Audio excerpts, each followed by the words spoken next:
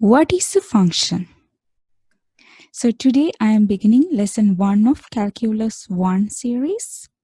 You can also consider this series as a lesson series for AP Calculus AB test. So in this video I am talking about the definition of a function. So please keep on watching this video to learn that.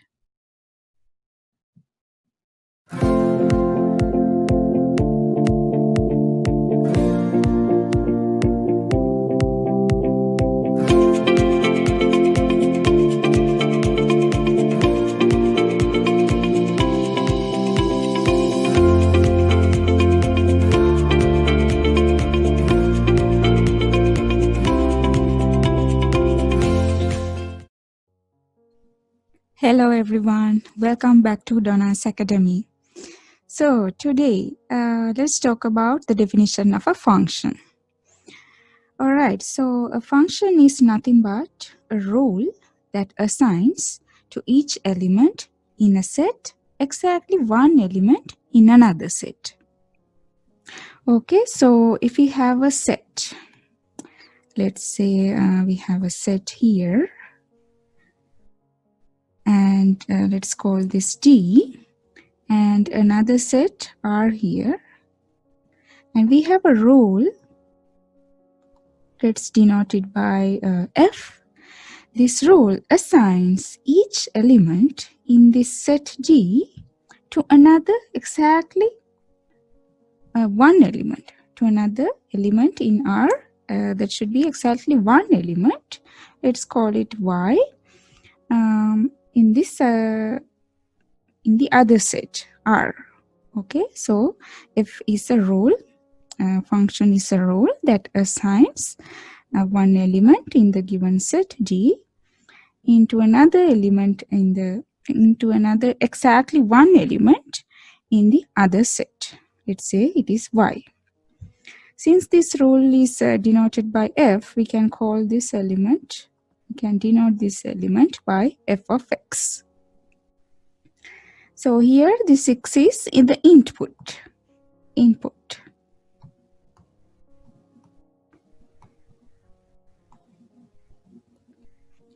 Input element, and this thing Y is called the output.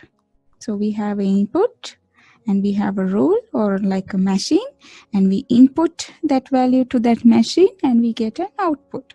That is a function. And this set, this T is called the domain. So domain is the set where the function is defined.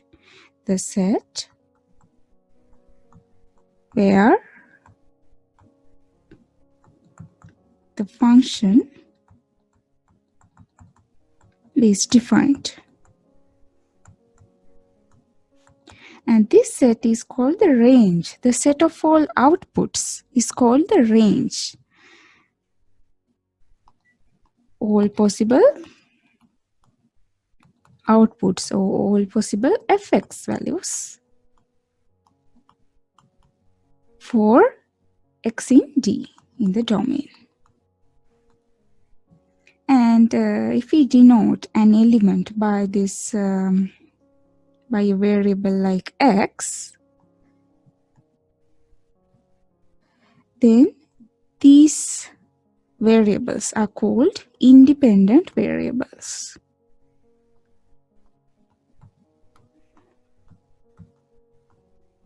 And the corresponding fx's or the y's are called dependent variables in the range.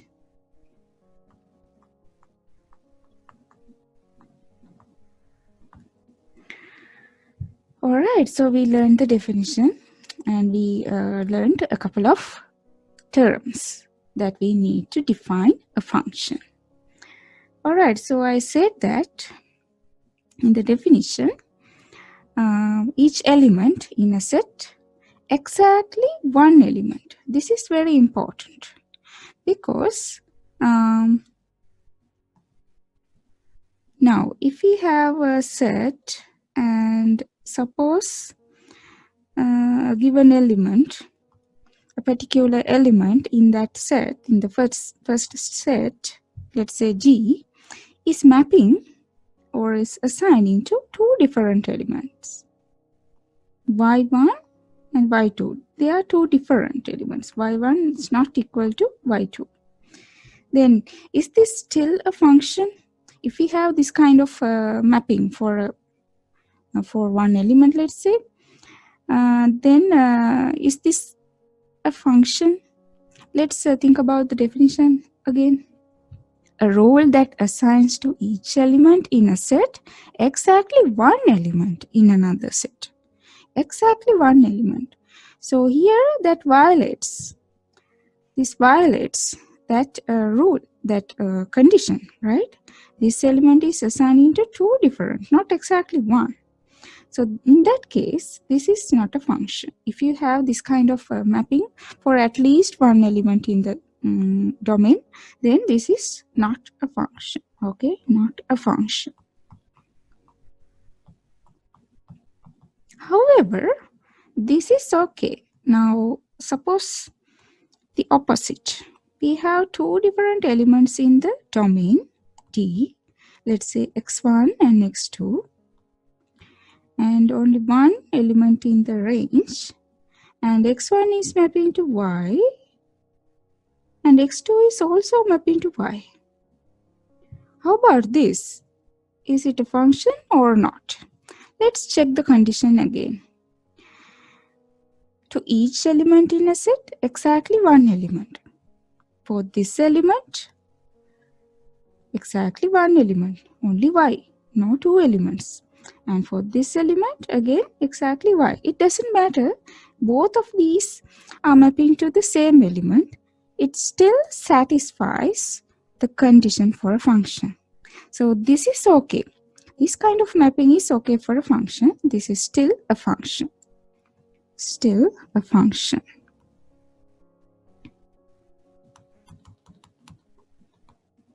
So we have to be careful with the type of mapping you have. If you have this kind of mapping for at least one element in the domain, then this is not a function. Now let's talk about a couple of examples that we already know.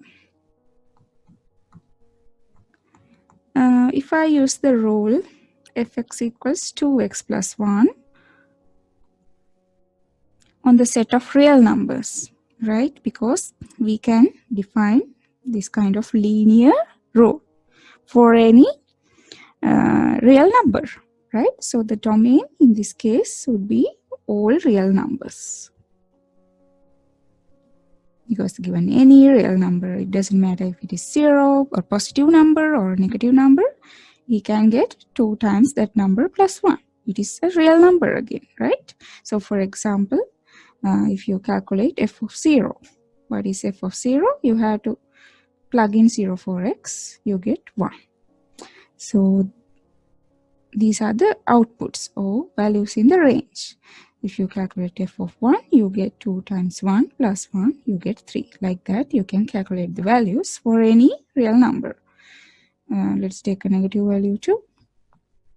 If negative 2, 2 times negative 2 plus 1, which means negative 4 plus 1 equals negative 3. All right. Okay, so the domain is all real numbers. Now, how about the range? Range means the set of all outcomes or outputs. You can clearly see that we can get any real number, right? So, range is again all real numbers.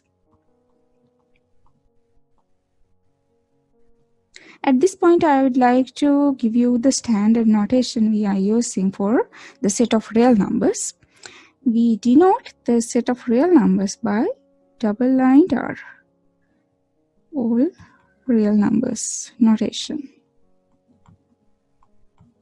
It's good to know all of these notations because it will save your time and it's easier to use these concepts if you are using the notations. the standard notations. This denotes the set of all real numbers. Alright, this is one example. Now my second example, fx equals x square. This is again a function because for any given x, we get exactly one element, right? So if you apply 0, you get 0. It doesn't map to two elements. It maps to only one element. Like here in the previous example, if given any element, given any real number, we get only one outcome. So it is a function. You can apply other values. F of 1, it is 1. F of, let's say, negative 2, it is going to be positive 4. Okay. All right. Now, what is the domain of this function? You can define this function for any given real number. It doesn't matter if it is positive, 0, or negative. We get another real number. So, D is again all real numbers, and I would like to use the notation that we learned. How about range? Is it again all real numbers? Can we get negative numbers as an outcome? So if you look at these values, if you apply 0, you get 0. If you apply a positive value, you definitely get a positive value. And if you apply a negative value, even a negative value, you get a positive value. So always the outcomes are positive, no matter what x you use, right? So outcomes are always 0 or positive. You can't get negative value for x square if x is real, okay? So range is going to be 0 or all positive real numbers. Now, how do we denote this range in interval notation? Since 0 is included, we can use a closed bracket like this, I mean square bracket, and then you can write infinity symbol. This denotes with an open parenthesis, right? Because infinity is not a number. 0 is a number and 0 is included. That's why we use the square bracket, and this represents the number line, the positive number line, including 0. We denote it like this. We have 0. We mark the 0 as a filled circle, and then all numbers on the right. That means all positives. So this is the interval notation for that. 0 and all positive real numbers. Okay, so that is the range.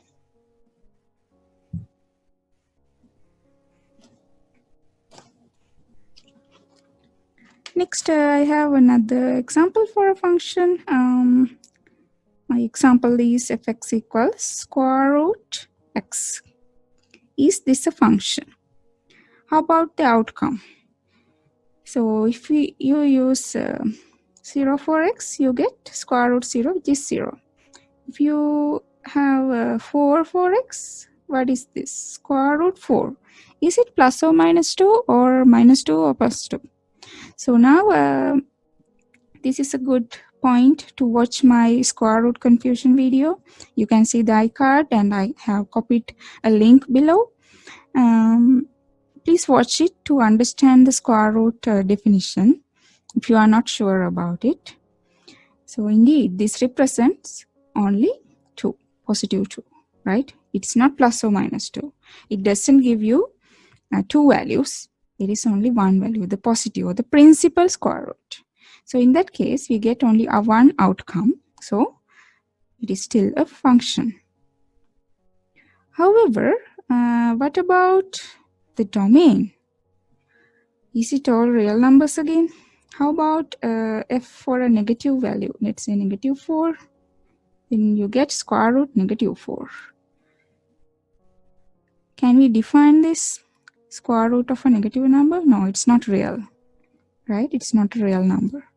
So that means this function cannot be defined for negative numbers, meaning that the domain doesn't consist negative real numbers. So the domain is nothing but 0 or all positive values. So we know how to denote it in interval notation. So this is the domain. Okay, D equals this thing. How about range? Now we just talked about the principal square root. We only consider positive values. So the outcome is always positive or 0. No negatives, right? So in that case, range is again the same thing. 0, infinite. All positive real numbers and 0. Right. My last example. This one. Fx equals plus or minus 6. Now what? Is this a function? Now if I apply this thing for 0, what do I get? I get plus or minus 0. For 0, we don't consider positive or negative behavior, right? 0 is 0. So this is 0. How about f of positive 2? What do we get for the outcome? Plus or minus 2. We get two values, right? Input is 2. The output is 2 values. Is this a function in that case?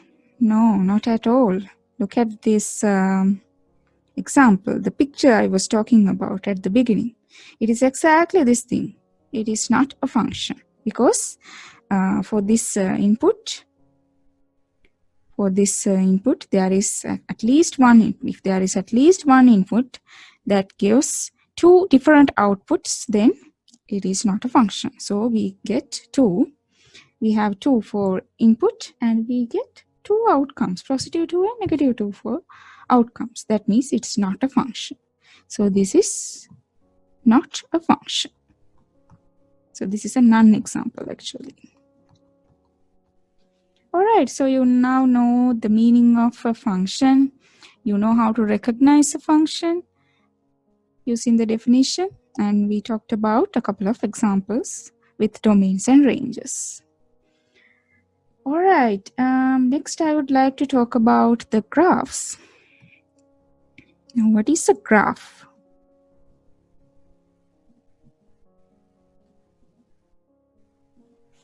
Graph. Graph means the plot, right? If we plot x's,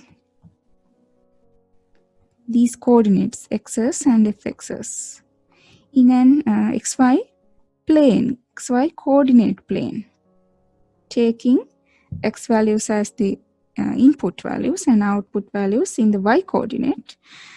And if we plot these, we get a curve, right? A curve like this. It doesn't matter it is continuous or not. We can get something like this also, right? Then that curve is called the graph, right? This curve is called the graph of that function. Now, can you recognize a function by looking at the graph? I mean, like you are given a curve or a graph and you are supposed to decide whether that represents a a function or not. Can you do it just by looking at the graph? In the previous examples, we needed the formula. Now suppose you don't have the formula. You are not given the formula. However, you are given a curve. Can you decide whether it's a function or not just by looking at the graph? Yes, you can. There is a test you can use. The test is called vertical line test. The graph of a function always passes this test, vertical line test. What is that? Vertical line test means, now if given any vertical line means line like this, right? Given any vertical line, if it is intersecting the curve at most one point, at most, right? That means maybe it's not intersecting a graph. Maybe a given vertical line, it's not intersecting a graph. Or if it may intersect a graph at one point. That means that is the meaning of at most, right? If given any vertical line is intersecting the curve at most one point, then that curve represents a function. Otherwise, it is not a function. Okay? So now, for example, this thing. Suppose this is a curve given, and you are supposed to check whether it is presenting a function or not. Now think about the vertical line test. Given any vertical line like that, you can clearly see that it is intersecting the curve at most one point, right? So this is a function. This is a function. How about a function, a curve, right? A curve like this. We have this kind of piecewise function. Later I will go over these different types of functions like piecewise function, absolute value function. So for now, let me draw this curve. Now look at this curve. Now think about the vertical lines. Up to this point, it is intersecting at one point. And in this area, it is not intersecting any point. And again, it starts to intersect the curve at one point. So some vertical lines intersect the curve at one point, and some lines do not intersect the curve. So that means still it passes the vertical line test because it says at most one point, right? At most one point. So this is again a function. Function. How about a function like this? I'm using the wrong word, sorry. How about a curve like this? Now what is happening? Now let's use the vertical line test again. Up to this point, it is intersecting at one point. However, how about a line like this? Right here, it is intersecting at 3 points, and here again 3 points, 3 points, and maybe this thing 2 points, 1 point again. But to pass the vertical line test, each vertical line should intersect the curve at most 1 point. But this doesn't satisfy that. This doesn't pass the vertical line test because of these types of lines. Okay, it's not a function. All right, now you know how to recognize a function by looking at the graph also, right? So you just have to apply the vertical line test. So let me go back to the examples we were talking about, and let me draw the graphs for each of these, and let's see if they are satisfying the vertical line test. Now this one, 2x plus 1, is representing a straight line. At 0, it is giving you 1. And since this has a positive coefficient, this means it is an increasing function. Later, I'm talking about straight lines in detail, so please keep on watching my videos. All right, so this is the graph we have. So you can clearly see that it passes the vertical line test. Next thing, it's a parabola. Again, I'm talking about these different types of graphs, functions later, so please keep on watching. This is a curve. It's a concave upward graph like this. So you can see that it is again satisfying the vertical line test. How about this thing, square root x? How do you sketch it? Now we figured out that the dominant ranges are positive. So that means the graph should lie only in this first quadrant, right? So indeed, the graph looks like this. And you can again see that here it is not intersecting the curve. However, after that, it is intersecting at one point. So it is again passing the vertical line test. So all of these graphs are passing the vertical line test. How about my last example? How do you sketch that? For any given x, it is giving you plus or minus x, right? So that means for positive x's, it is giving you this type of curve. And similarly for negative x's, it is giving you this type of curve. So it is like an X. The graph looks like an X. Okay. Now let's apply the vertical line test. What is happening? You can clearly see that we have lines that are intersecting the curve at 2 points. So that means it doesn't pass the vertical line test. So not a function. All right. So we learned the definition. We learned the graphs, and we learned how to recognize the graph by looking at the formula and also by looking at the graph.